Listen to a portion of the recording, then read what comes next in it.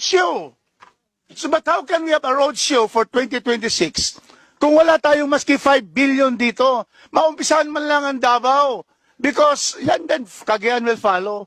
So can we get this 122 122 billion, zero for Mindanao. All of these are Luzon. If you can see here, subway, we don't object to that.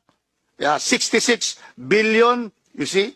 And then another one is North-South commuter, 170, also 76 billion. Pwede ba kuma dito ng 3 billion dito sa subway and 2 billion naman from North-South?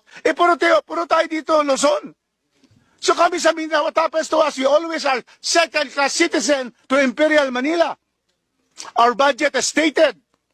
Our budget pie for Mindanao of the 100% is only 15%.